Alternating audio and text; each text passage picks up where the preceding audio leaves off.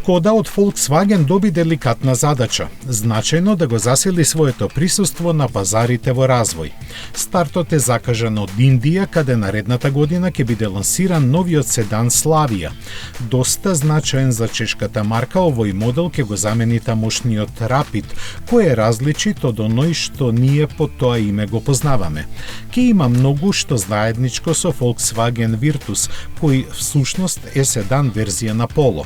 Но и покрај потеклото должината му изнесува 4,54, а широчината 1,75 метри.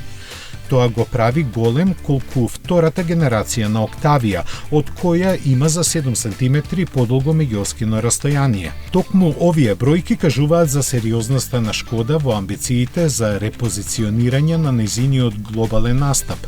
Веќе е потврдено дека Славија во Индија ќе биде достапна со два бензински агрегати.